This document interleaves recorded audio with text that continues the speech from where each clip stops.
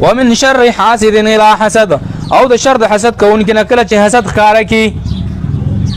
حسد چې کله شر حسد ښکارا کو بیا دا ډیر ضروري دی دا جادونم دا ډیر سخت ضروري کله یو سړی دی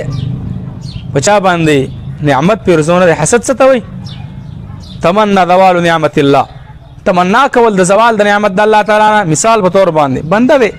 غریبو گاڑی ماڑی به چلول الله مال ورک اوس به وکس راولګي یلکا دې ته ګوره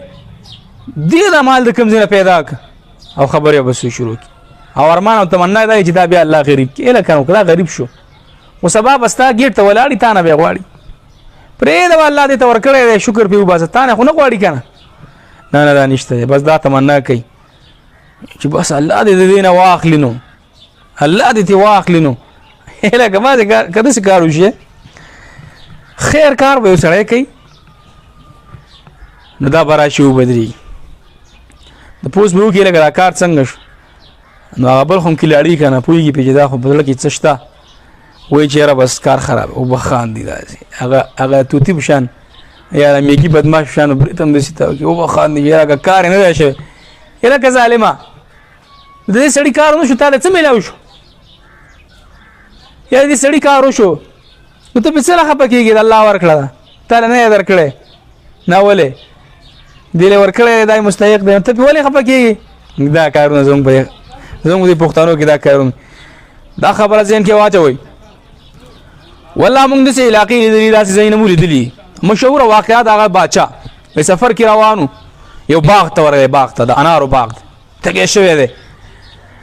نو کس دی وی مالک ته چیرې یو انار را کړه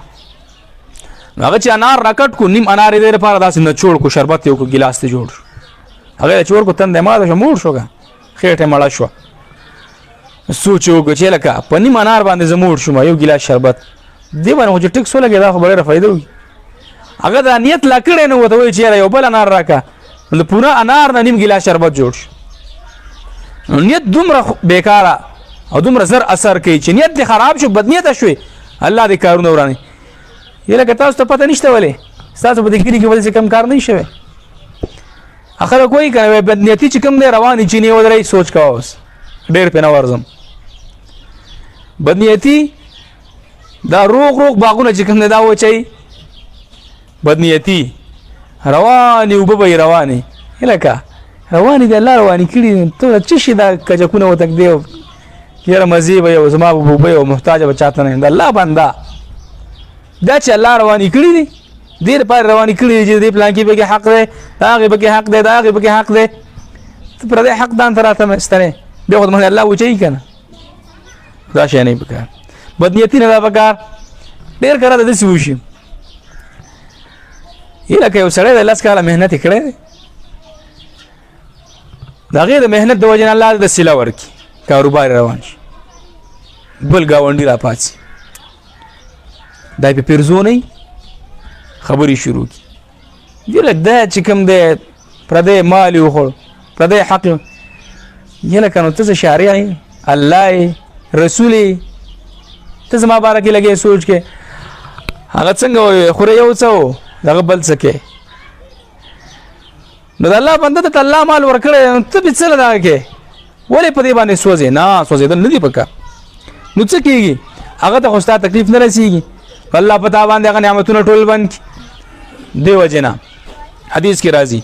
لا حسد الا في اثنتين حسد دا نشته دی غبطه مگر په دوه کارونو کې دا رجل اتاه الله مالا یو سره الله مال ورکړي دی صدقې کوي خیراتونه کوي غریبانو ته ور کوي تم دا ارمانو کې چې الله دې ته ورکړي ماته امراکي چې دې سړي په شان ځم خرچي وکم یو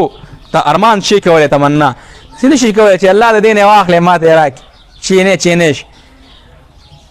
دا الله غره د خلکو د ګوره غشان معاملې وسره کوي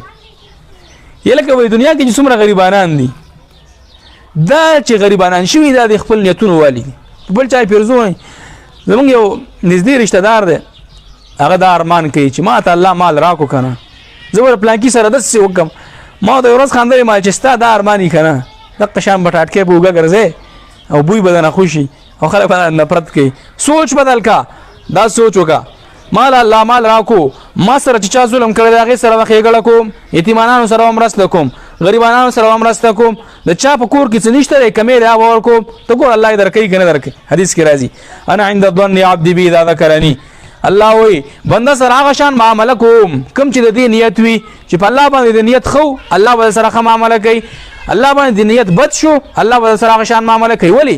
د دې وجه الله وی د بنده سره ځکه دغه معامله کوم چې دا بنده د سوچونه کې چې الله څخه کوم د ما سره ظلم شروع کړی دی چې په خپل نیت کې خجالت نشي نیتونه خکې تا نه بسوب بل څوک خو نه ته بل چاته ورکه ته خپل خوري ار سړی بل خپل نو نیتونه صحیح کوي بد نیتی مکوي مونږ لیدلې دي کنه روان چيني و چکړي